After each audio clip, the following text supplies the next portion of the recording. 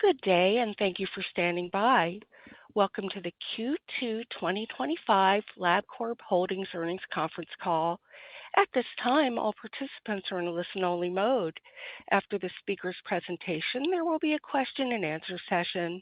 To ask a question during the session, you will need to press star 11 on your telephone. You will then hear an automated message advising your hand is raised. To withdraw your question, please press star 11 again. Please be advised that today's conference is being recorded. I would now like to hand the conference over to your speaker today, Kristen O'Donnell, Vice President of Investor Relations. Please go ahead.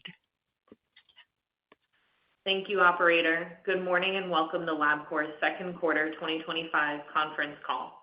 As detailed in today's press release, there will be a replay of this conference call available. With me today are Adam Schechter, Chairman and Chief Executive Officer, and Julia Wang, Executive Vice President and Chief Financial Officer. This morning, in the Investor Relations section of our website at www.labcorp.com, we posted both our press release and an Investor Relations presentation with additional information on our business and operations, which include a reconciliation of the non-GAAP financial measures to the most comparable GAAP financial measures, both of which are discussed during today's call. Please see the Use of Adjusted Measures section in our press release and Investor Relations presentation for more information regarding our use of non-GAAP financial measures. Additionally, we are making forward-looking statements.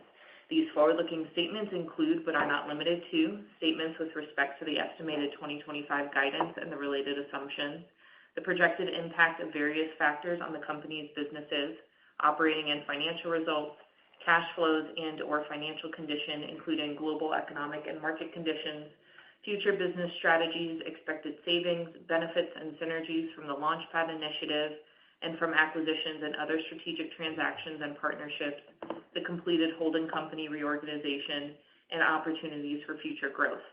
Each of the forward-looking statements is subject to change based upon various factors, many of which are beyond our control. More information is included in our most recent annual report on Form 10-K and subsequent quarterly reports on Form 10-Q and in the company's other filings with the SEC.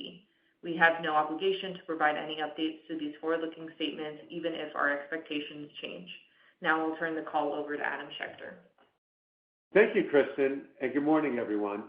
We appreciate you joining us today to discuss our second quarter financial results and progress on our strategy. During the quarter, we delivered double-digit top-line growth and solid margin expansion. Our financial results reflect continued strength of our diagnostic laboratories business and momentum in our biopharma laboratory services business. Enterprise revenue reached $3.5 billion, representing 10% growth versus last year. Diagnostics revenue grew 9%, reaching $2.7 billion, driven equally by organic growth and acquisitions. Margin improved slightly, including the impact from Invitae. And Invitae continues to perform very well and remains on track. BLS delivered strong revenue performance and grew 11%, or 8% constant currency, to $785 million, while margins improved 50 basis points. Central Laboratories grew 8%, or 4% constant currency, and Early Development grew 20%, or 18% constant currency. Importantly, the quarterly book-to-bill was strong at 1.18, with a trailing 12-month of 1.11. Enterprise margin improved 20 basis points, and adjusted earnings per share of $4.35 grew 10% year over year. Based upon our performance year to date and our expectations for the second half of the year, we are raising our enterprise guidance. Julia will provide more details on our results and full year 2025 outlook in just a moment. But first, I'll highlight how our strategy is continuing to enable our growth and our leadership in the industry. First, in our diagnostics laboratory segment, one of our objectives is to be the partner of choice for health systems and regional local laboratories. By focusing on these customers, we've expanded our presence in hospitals, we've strengthened customer relationships, and we've broadened patient access in key geographies, which helps improve patient outcomes and also accelerate growth. Through technology solutions such as Labcorp Diagnostic Assistant, we've been able to provide data and analytics and important insights to our customers. Many of these customers are thought leaders in specialty areas, and our collaboration with them mutually benefits our collective scientific expertise. In the quarter, we announced acquisitions and partnerships with several health systems and regional local laboratories, including acquiring key clinical and anatomic pathology assets from Insight Diagnostics in the Pacific Northwest, extending our long-term agreement with UHealth, the University of Miami Health System, to serve as their preferred laboratory partner, progressing our acquisition of select oncology and clinical testing assets from BioReference Health. The transaction is on track to close in the second half of 2025. And subsequent to quarter end, we announced an agreement to acquire select assets of the outreach business from Community Health Systems across 13 states.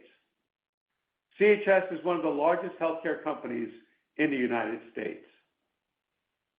Looking ahead, we have a strong deal pipeline, and we look forward to sharing our progress in the coming quarters. Second, we continue to launch new and innovative tests in our specialty focus areas, including oncology, women's health, neurology, and autoimmune diseases. This focus has helped to accelerate our growth in those categories, as well as across our core testing portfolio, as physicians utilize our broad test menu to meet the comprehensive needs of these patients. We have leading expertise both scientifically and in the marketplace in these areas, which also complements our BLS business. We partner with many pharmaceutical and biotechnology companies as they develop novel therapeutics, as well as products which require companion diagnostics. In the second quarter, we made important progress launching innovative tests in specialty areas and introducing new capabilities to our customers. We expanded our oncology portfolio with new solutions for cancer detection, diagnosis, and monitoring. Key launches include expansion of our MRD portfolio through Labcorp Plasma Detect, a liquid biopsy test that assesses colon cancer recurrence risk, and PDX Ilioplasma Focus DX, the first and only FDA-authorized pan-solid tumor liquid biopsy test for targeted treatment guidance. We continue to advance our leading position in Alzheimer's disease and plan to offer Fujirebio's FDA-cleared biomarker test that aids in diagnosing the disease in the coming weeks. We also expanded our consumer offerings. We launched several consumer-initiated tests through Labcorp On Demand, including tests that measure an individual's cortisol and leptin levels. We also introduced a new and improved Ovia app, providing women with a single platform to support their health journey. We introduced Labcorp Whole Health Solutions for functional medicine, integrative medicine, and primary care practices. The solution offers specialized test panels and a test menu of more than 1,000 scientifically backed biomarkers for cardiometabolic health, hormones, micronutrients, longevity, and wellness. Finally, our central laboratory business added digital pathology capabilities, including advanced image scanning to preserve critical sample data and AI-powered solutions to provide analysis on large data sets instantly. These enhancements complement our existing global anatomic pathology capabilities, our full-service tissue-based testing, and our companion diagnostic development across cancer, MASH, and other diseases. And third, we are focused on enhancing customer and employee experiences and leveraging technology to drive ongoing operational and process efficiencies. We're using digital technologies and AI to drive improvements in areas such as Net Promoter Score, our LaunchPad initiatives, and margins. We expect to see continued benefits as we incorporate technology across our business. To summarize, we delivered very strong results in the quarter and continue to make significant progress on our strategy. We remain committed to delivering sustained value to our customers, our employees, and our shareholders. With that, I'll turn the call over to Julia to discuss our financial results and 2025 outlook in further detail. Thank you, Adam.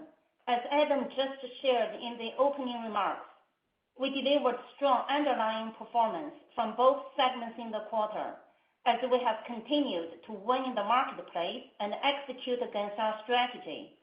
The strong quarter, combined with favorable foreign exchange rates, enables us to raise our full-year guidance.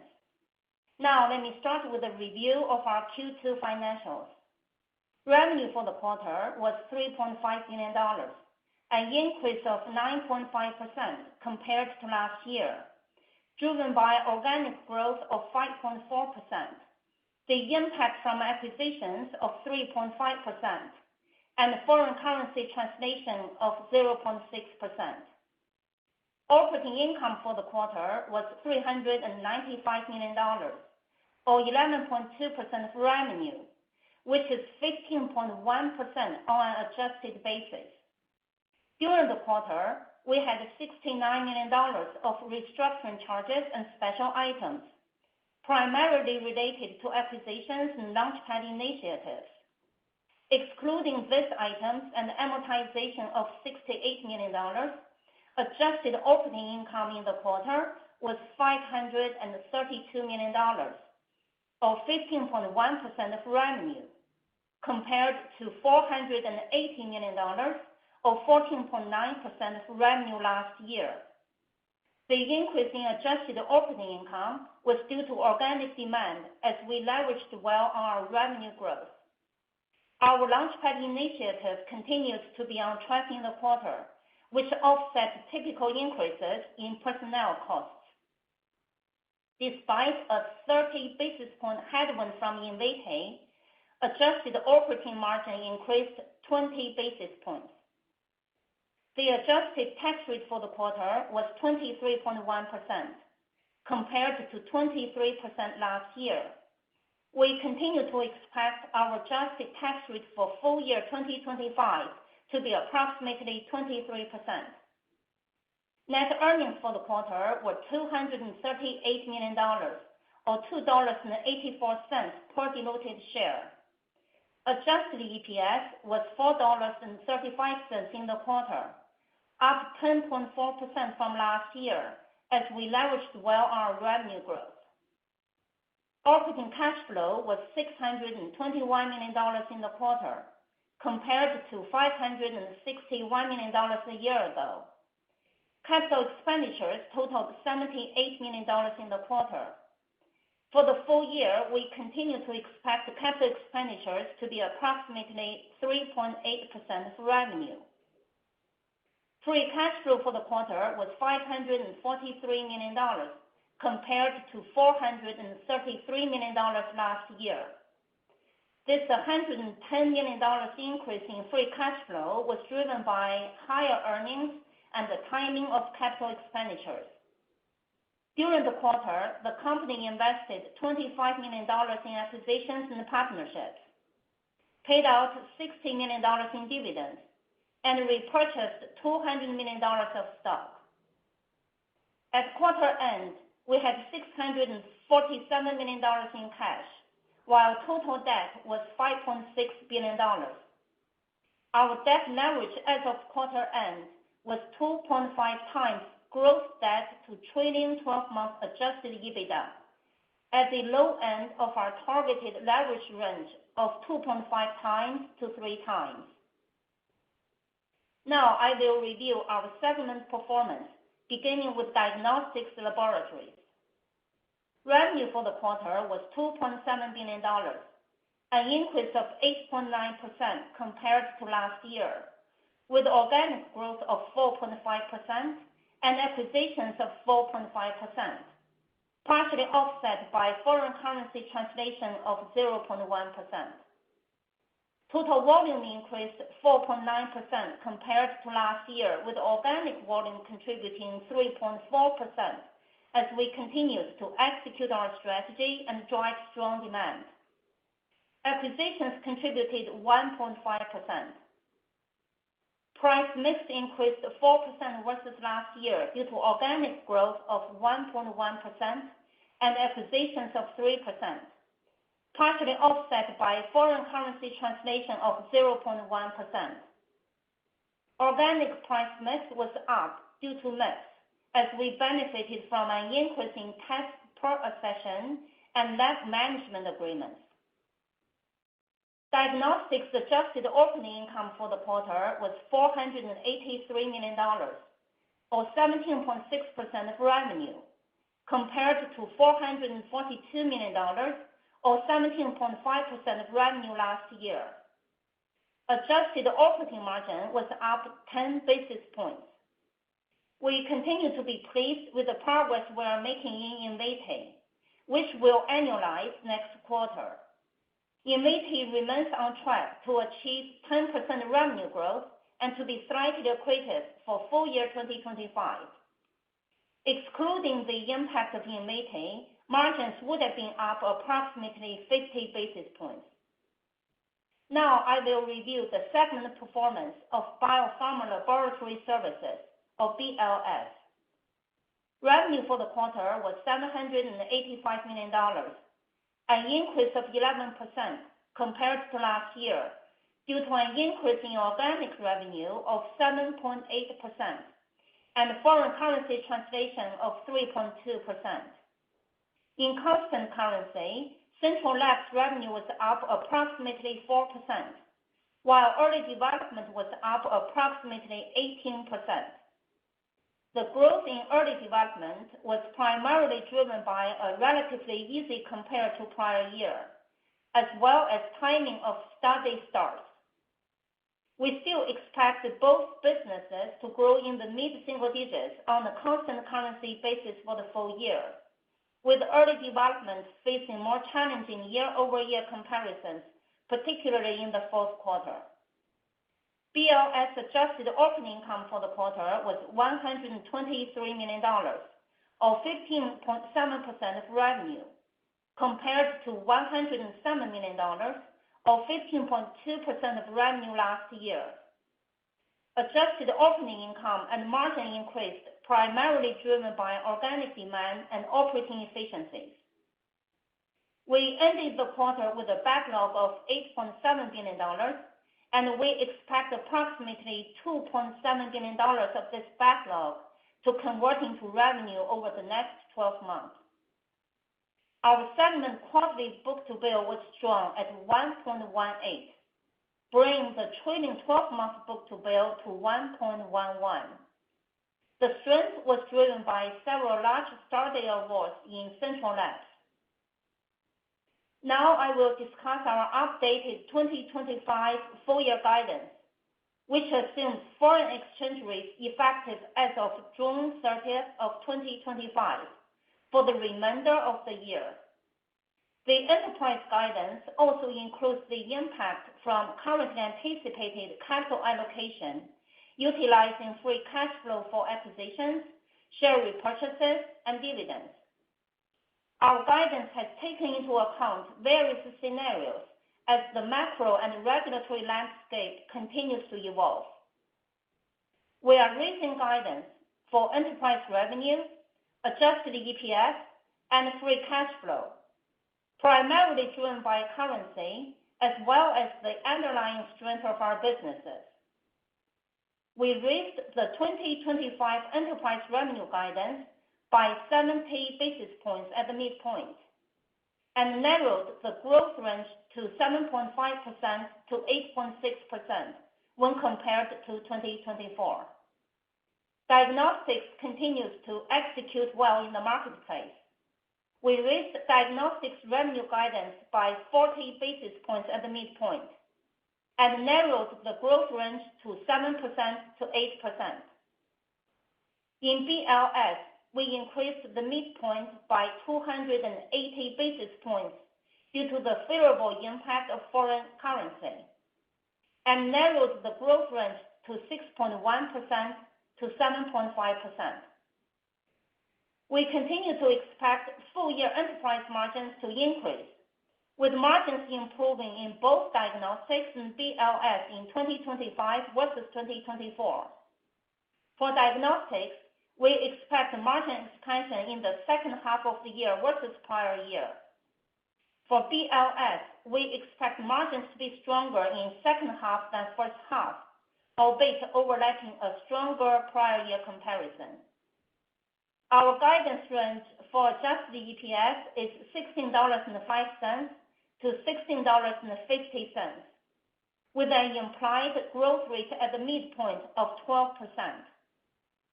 As compared to our prior guidance, we have narrowed the range and raised the midpoint by approximately 23 cents, benefiting from both currency and strengthening our underlying businesses. Our free cash flow guidance range is $1.125 billion to $1.275 billion. We raised the midpoint by $25 million versus prior guidance, and due to normal seasonality, we expect to generate the majority of free cash flow in the second half of the year. In closing, we continue to be encouraged by the strong performance across both business segments this quarter.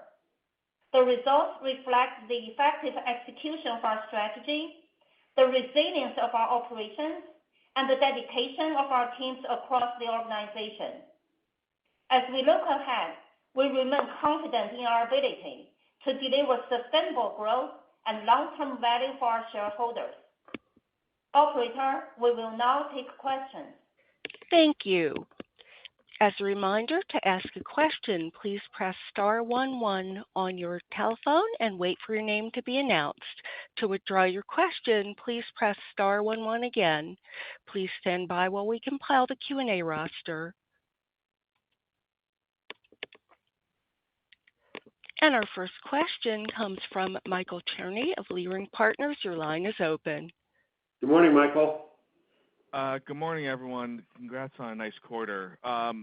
Maybe if I could just dive in a little bit on the volume dynamics and mix. I mean, it seems like everything is fairly broad-based, Adam. Is there anywhere that you think you're pushing harder relative to customer base, payer mix, test type, that can be more of, call it, an offensive approach to growth? I'm just trying to parse through what exactly is going on in terms of driving the stability of growth this year, given that I know there's a number of potential moving pieces on the regulatory side that has been a big question for volumes for next year and beyond. So if we can parse those two pieces together, that'd be great. Yep, we'll do. And first of all, we appreciate the congratulations. It was a very strong quarter. And we saw the strength across both the diagnostics and the BLS business, which gives us a lot of momentum for the second half of the year as we go into next year. Specific to your question on diagnostics, you know, the revenue was $2.7 billion, about 10% growth.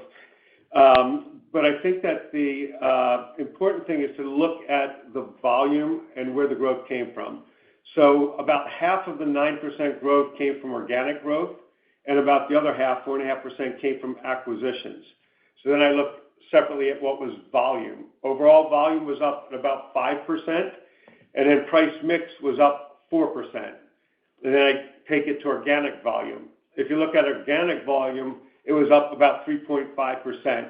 And I think that shows the strength of the underlying growth that we have. Historically, that growth was 1% to 2%.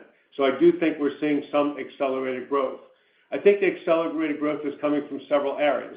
One is the hospital, regional, local laboratory deals that we're doing are serving us well. It expands access in the hospitals and the surrounding geographies. But I think when you win those hospital deals, the access in those geographies works to your benefit, and you actually gain share. The second thing is the focus on our specialty products in the areas of oncology, neurology, autoimmune disease, and neurology. Those areas are growing 3 to 4 times faster than the overall diagnostic market. And by focusing on those areas, you not only do well in those areas. But typically, those patients have more severe disease. And with more severe disease, physicians typically look for more tests in order to understand the diseases. So therefore, the routine tests that we do actually grow faster when you have a focus on the specialty areas.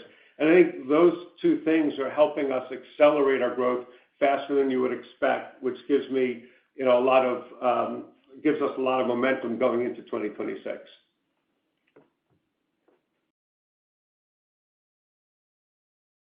Thank you.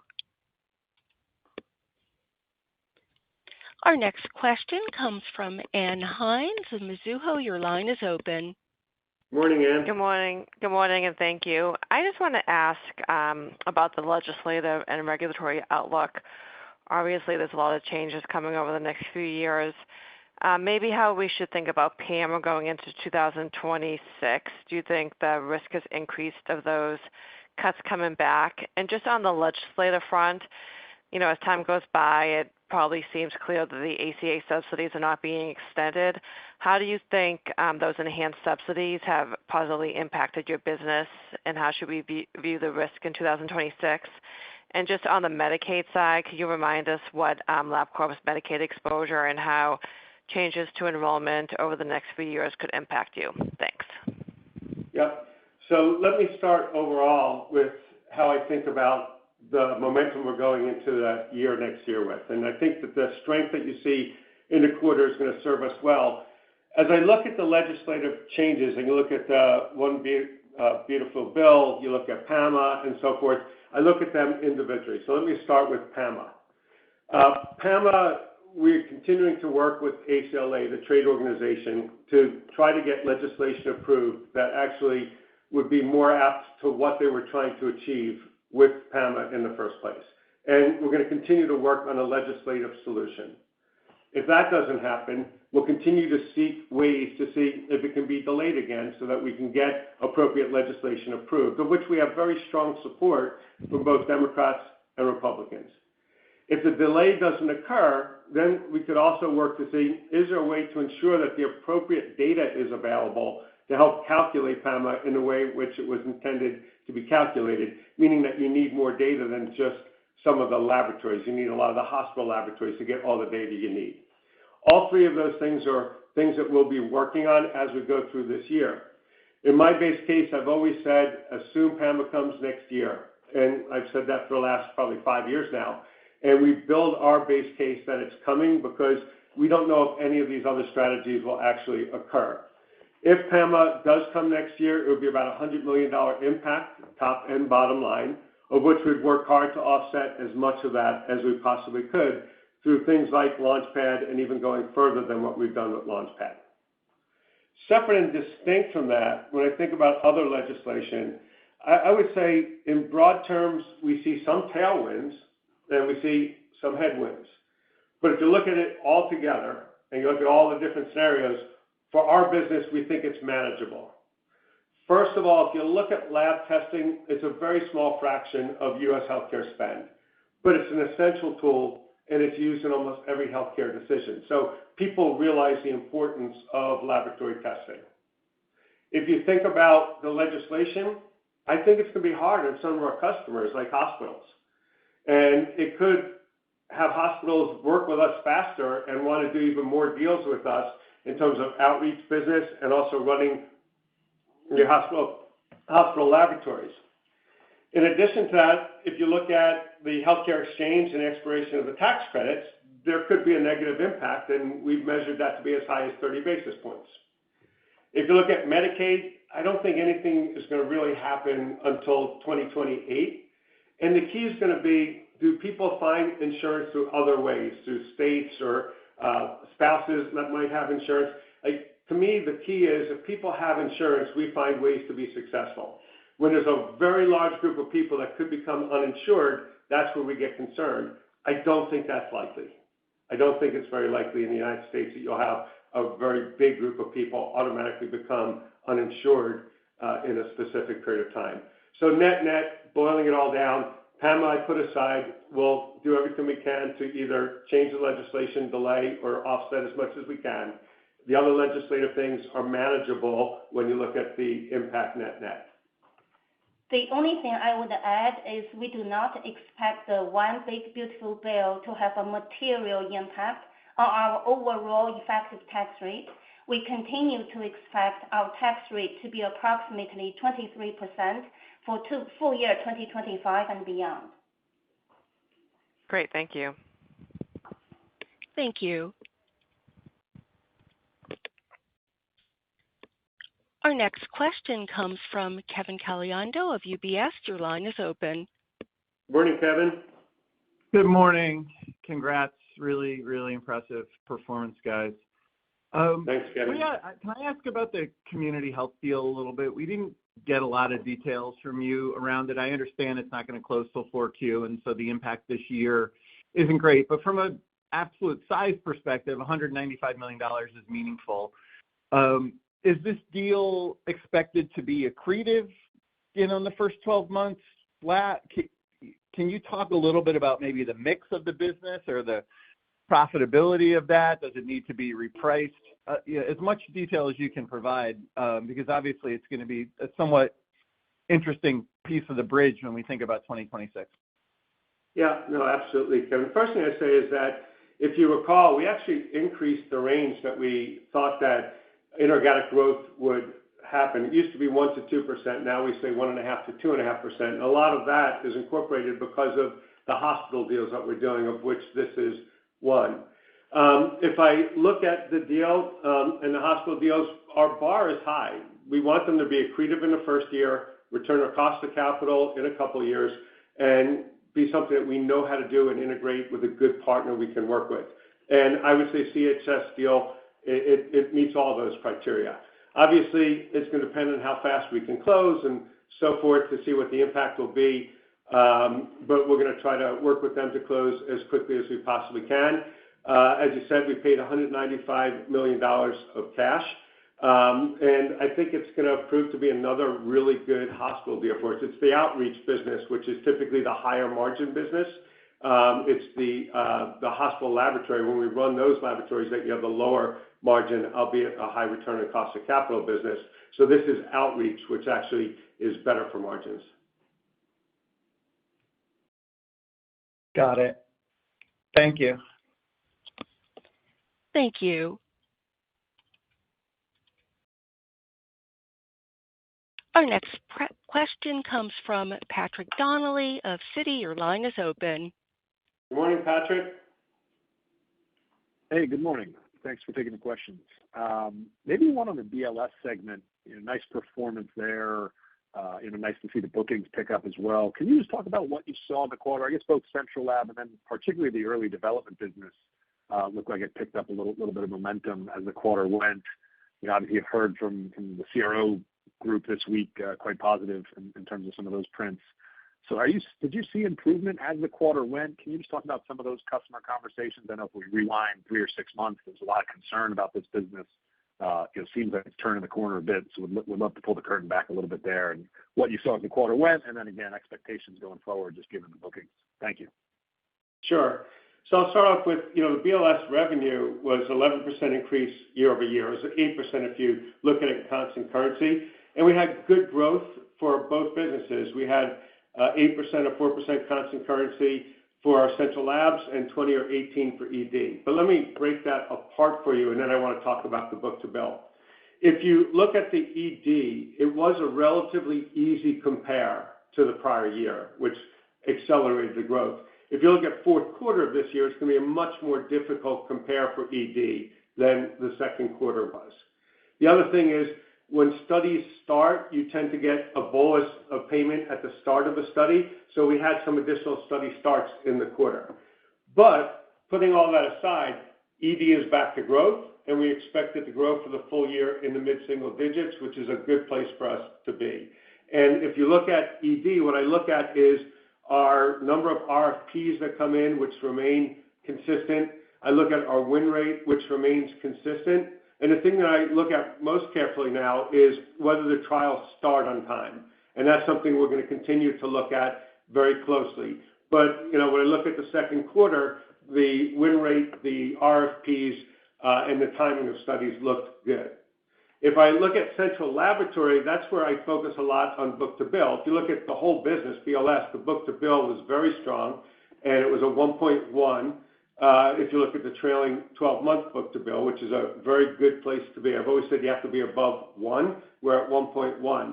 That was driven by a couple of large trials that we won in the central laboratories. The good thing about large trials are they give you fuel for a longer period of time. So I feel really good about the book-to-bill that we posted, and I think it gives us momentum when you think about the central laboratory business moving into the future. Great. Thank you. Thank you. And our next question comes from Lisa Gill of J.P. Morgan. Your line is open. Good morning, Lisa. Good morning, Adam and Julia. Thank you for taking my question. Adam, can you maybe just discuss anything on the horizon around managed care contracting? Do you have any large contracts that are up for renewal going into 26? Any changes around how you're contracting with managed care? Yes, so as I look at our managed care contracts, they typically vary in length anywhere from 3 years to 5 years. So each year we're renewing maybe 20-25% of our contracts. We continue to see unit price relatively flat, which is a good place to be. I'm confident that we've got the renewals that we need for this year, and I feel good. Those are secured. They're reasonable terms and reasonable rates. They're supportive of our near long-term guidance. And as I look into the future, I feel confident that we have very good relationships. And one of the things that helps is the hospital deals that you do actually causes the rates to go down for the payers. And I think the more hospital deals we do, the more we're able to talk to payers about the benefit that we're providing to them above and beyond just talking about the cost of our individual tests. So I think that has served us well in those discussions, but I feel very good about our position. Thank you. Thank you. And our next question comes from Jack Meehan of Nephron Research. Your line is open. Good morning, Jack. Good morning, Adam. Good morning, Julia. So we're almost at the 1-year anniversary of the Invitae deal. Wanted to hear just how you feel like revenue is tracking there, how competitive dynamics are in the market, and then finally, just confidence in getting the business profitable.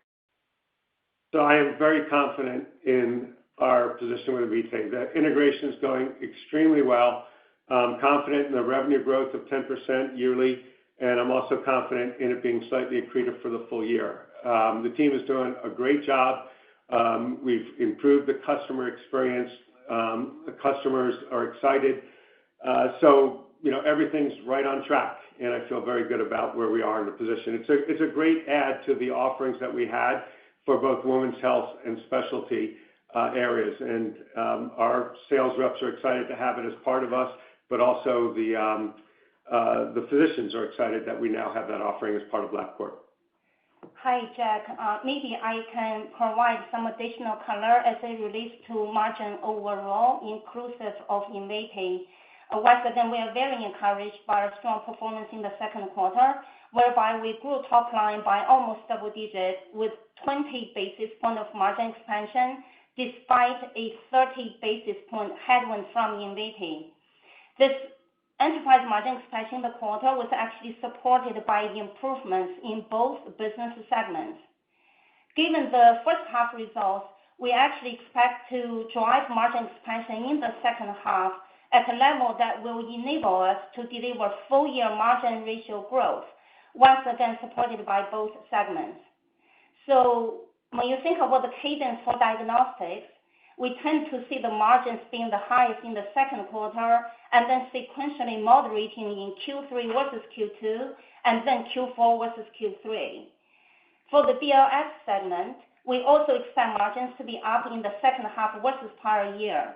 However, not necessarily at the pace that we saw in Q1 or Q2, considering we had significant margin progression throughout last year. So overall, I would say that as an organization, we're highly focused on continuing to deliver strong top-line growth while driving margin expansion through operating efficiencies.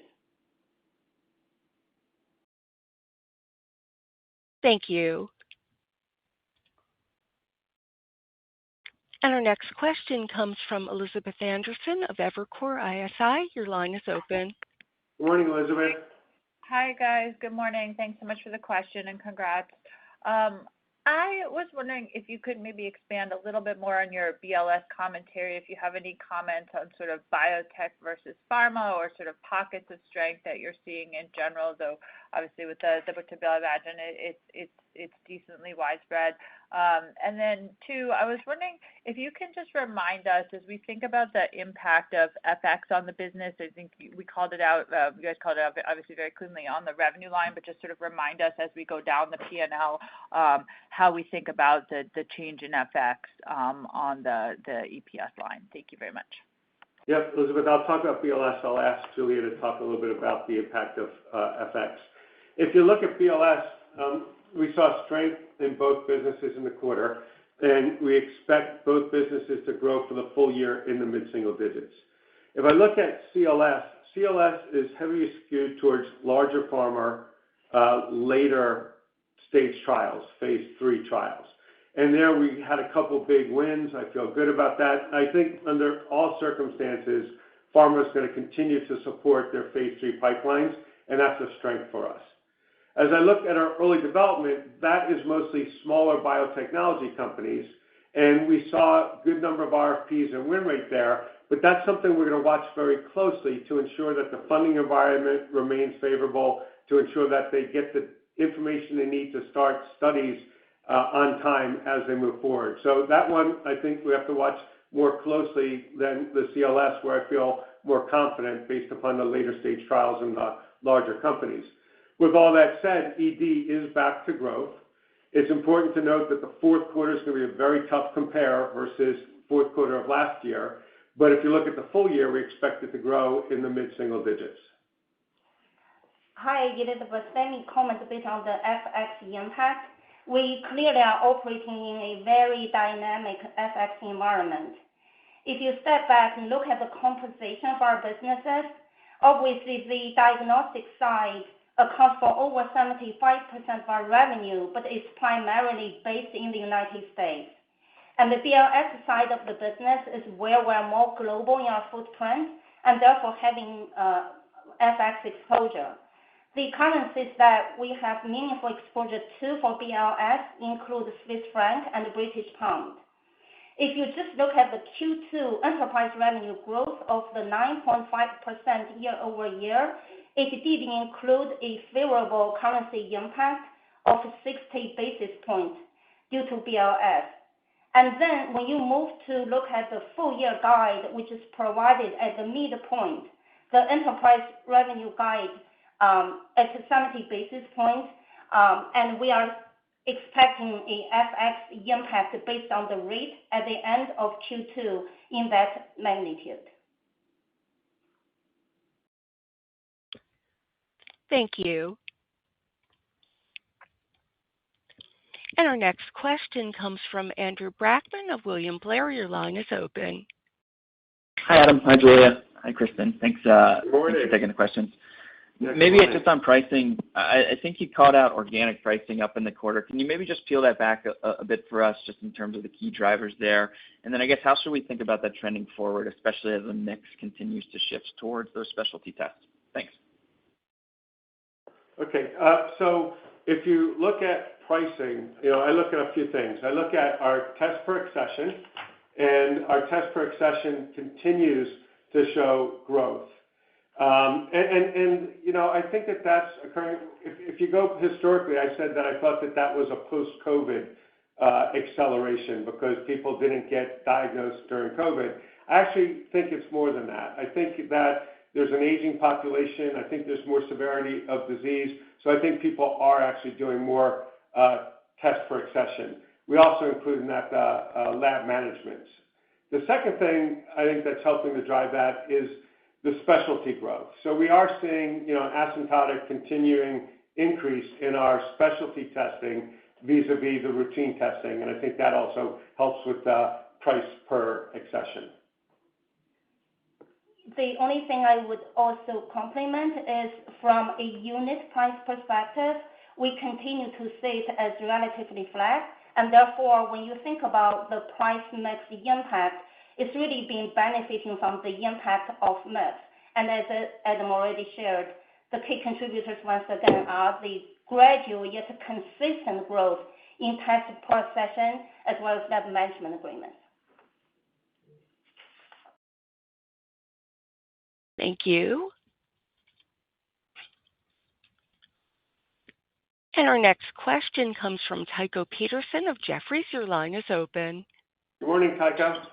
Hey, good morning.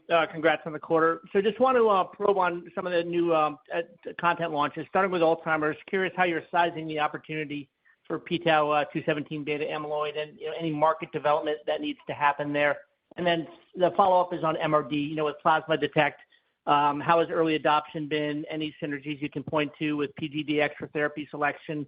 And how do you think about kind of broader menu build-out for MRD? Thanks. Yeah, absolutely. I think that's a very important question as you think about specialty and where we're going.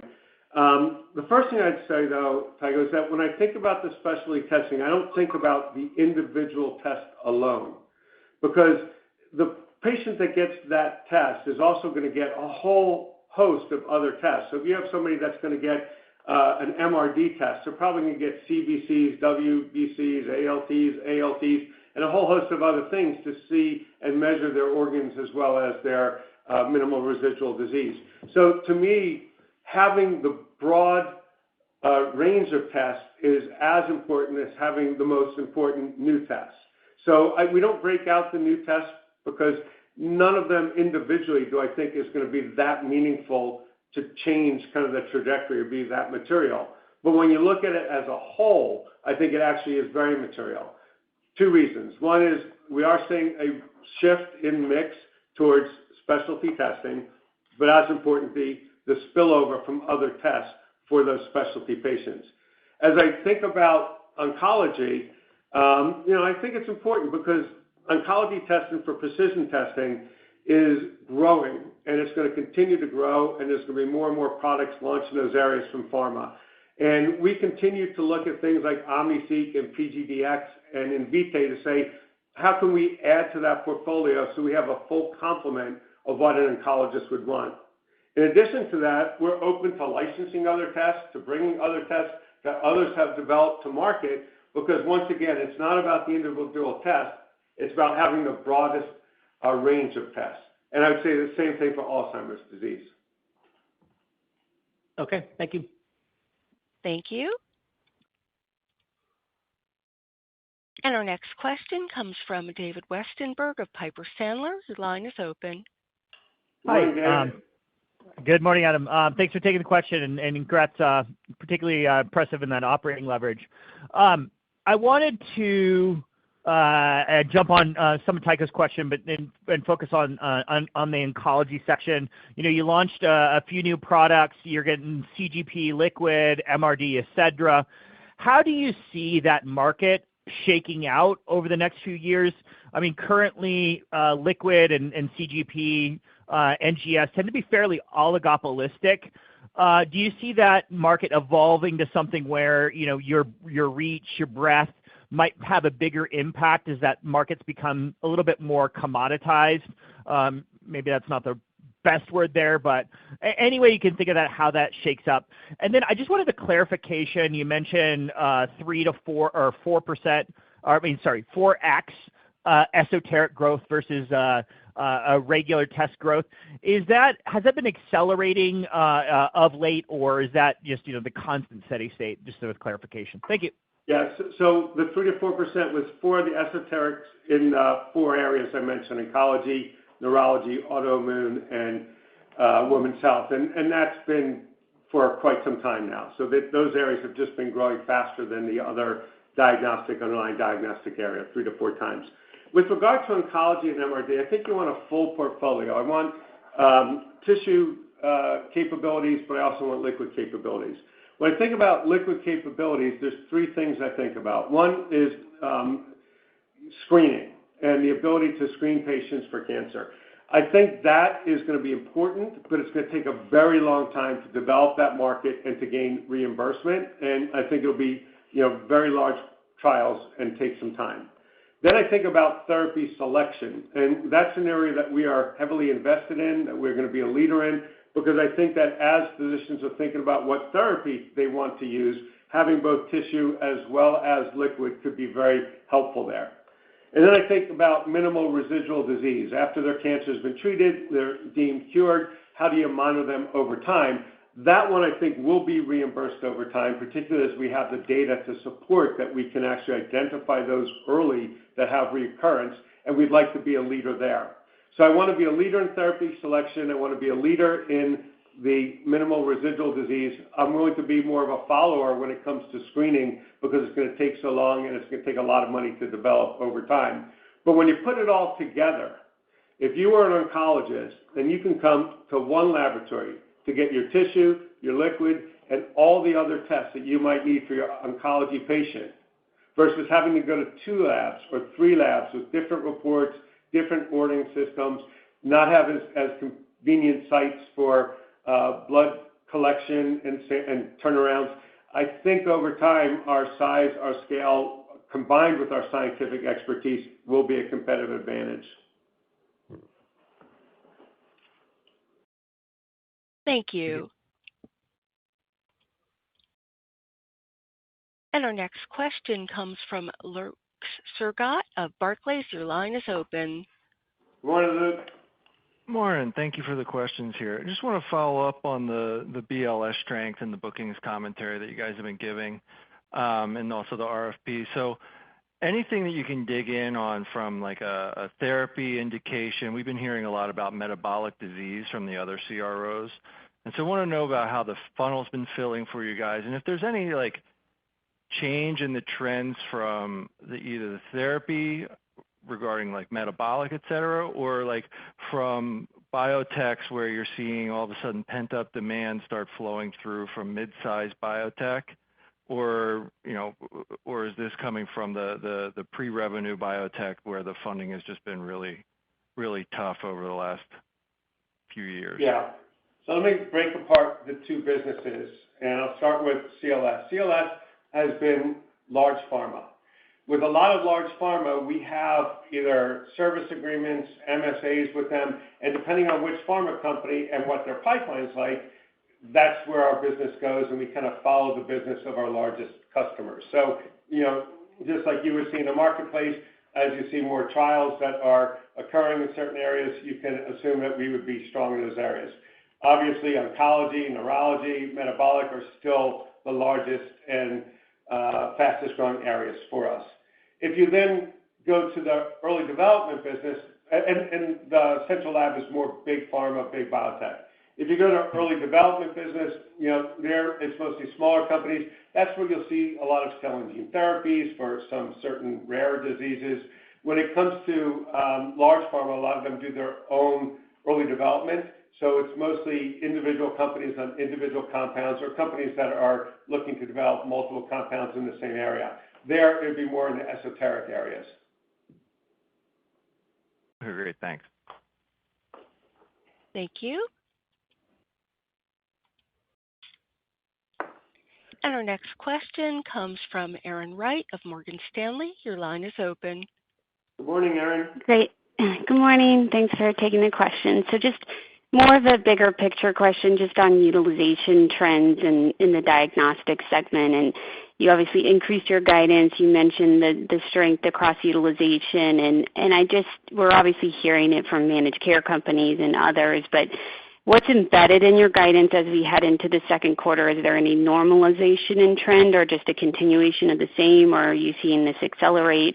And then just how durable you're thinking these trends can be. I mean, excluding some of the policy dynamics that, are some unknowns, but like outside of that, like this underlying kind of base utilization strength that we're seeing and the sustainability of that, if you could comment on it. Thanks. Sure. So, the volumes continue to be very healthy, and they're tracking in line with our expectations. If you look at the midpoint of the diagnostics revenue guide, it's 7.5%, and we assume about half of the revenue growth will come from organic growth, and the rest comes from the annualization of our acquisitions. If you look at the organic growth, we expect a volume mix contribution of 3-to-1, just like we saw in the second quarter. So, 3 for volume, 1 for mix.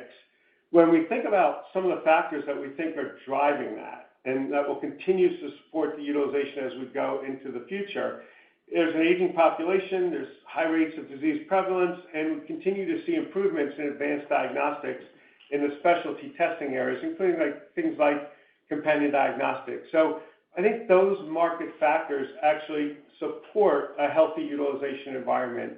In addition to that, I believe that we will continue to continue to get some market share. So not only do I think we'll grow with the market, I think we'll continue with the hospital business and the laboratory business that we're doing to find ways to grow a bit faster than the overall market. And the one comment I'd like to add is to Adam's point, we do expect the strong utilization to continue into the second half of the year as part of our guide. That's why when you look at the midpoint of our EPS, we raised the full year guide by 23 cents. It's really driven by the continued strength in the utilization along with other momentum. And when you look at the 23 cents beat, and the raise, actually about 1/3 is driven by operational strength, with the other balance coming from FX favorability. Okay, great. Thank you so much. Thank you. And our next question comes from Michael Ryskin of Bank of America. Your line is open. Good morning, Michael. Great. Morning. Thanks for squeezing me in, guys. A couple small questions tying up stuff you touched on earlier. I think in one of the very early comments, you provided some color on PAMA and how you see that playing out, very consistent with what you said in the past. But if you could just expand now that it's a little bit more likely that or feels like it's a little more likely like we're going to have to deal with this next year. You talked about some of those offsets via Launchpad, et cetera. Could you just sort of quantify that, help us think through the timing of that, when you'll implement those, how those will be implemented, just sort of how that should play out in 2026 if this does come back and take effect next year, and sort of what the net impact would be. And then the other question was going to be, Julia touched a couple times on the strong margins in the quarter that really shone through. If you could expand on that just a little bit, sort of whether it's the cost controls or the volume mix, like how that contributed to the I think the 50 basis points underlying ex Invitae. That'd be helpful. Thanks. Yeah. So Michael, first I'll start with PAMA. So as I said before, we're going to do everything we can to work with ACLA to get the appropriate legislation through. We'll work with them if that doesn't occur to see if we can get another year of delay. And if that doesn't happen, we'll continue to work with them to see if there's a way to get the data more accurately presented or represented through getting more collection of data across the industry. All of those three things would have an impact on what PAMA downside could be if it occurs next year. So it's hard to tell you in each of those scenarios what the impact would be. What I would say is that if none of that works, the impact is $100 million. We won't be able to offset the whole $100 million. We will work to do everything we can to offset as much of that as possible. The key is going to be, we already have committed to $100 to $125 million in savings due to Launchpad, which we continue to commit to. This would be in addition to that. We have things that we're doing right now as we speak, putting in projects for artificial intelligence, looking at ways to drive revenue through a better customer experience, for ways to reduce costs through elimination of duplication and some other roles. So we're working on a lot of things to offset PAMA. If PAMA does not occur, it's just going to be more momentum for us. But if it does, we'll do whatever we can to offset as much as possible, and we'll be transparent with what we do as we provide 2026 guidance. And from a margin perspective, I think the short answer to your question is the contributions are coming from all those sources. Specific speaking, obviously the revenue growth is absolutely helpful in addition to the ability to drive operating efficiency through cost management. But I also think that heading into the second half, in addition to all those strengths and contributions, the fact that we will be overlapping with Invitae annualizing in Q3 will enable us to deliver a margin expansion at a level in the second half that once again will enable us to deliver full-year margin expansion, and we are very much looking forward to that expectation. Thank you. This concludes our question and answer session. I'd like to turn it back to Adam Schechter at this time for closing remarks. Thank you, Dee Dee, and thank you everybody for joining us today. Hopefully you see we have momentum. We continue to focus on our strategy and that our strategy is working. We look forward to seeing you all soon and continuing our discussions with you. Have a great day. This concludes today's conference call. Thank you for participating, and you may now disconnect.